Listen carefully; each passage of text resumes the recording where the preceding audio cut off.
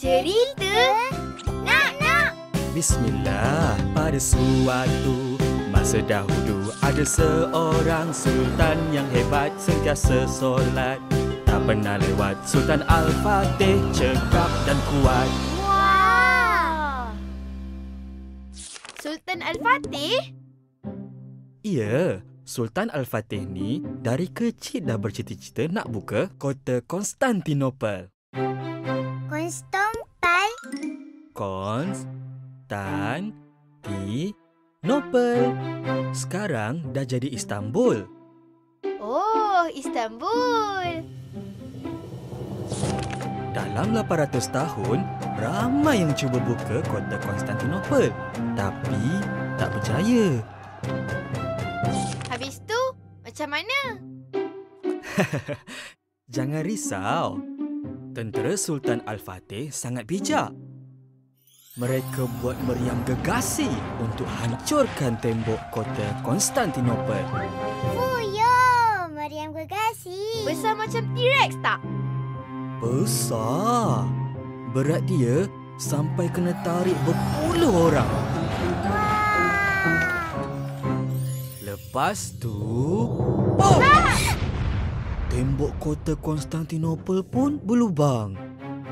Tapi, orang di kota itu laju. Mereka tampal semula dinding yang dibom tadi. Alah. Lepas tu, Papa, Sultan Al-Fatih menang tak? Lepas tu, kita solat dulu. Ha? Kalau nak jadi hebat macam Sultan Al-Fatih, Om Mahana kenalah solat awal waktu. Jom.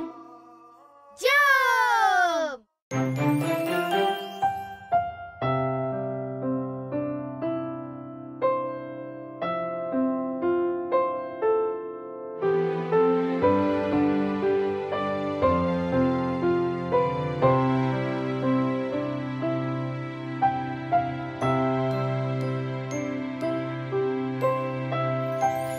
Lepas tu dia...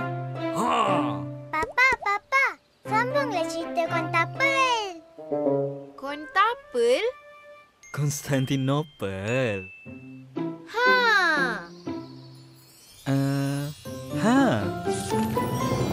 Tentera Islam cuba untuk pecahkan pintu masuk kota Konstantinopel. Tapi tak berjaya. Ramai tentera Islam yang cedera. Kesiannya.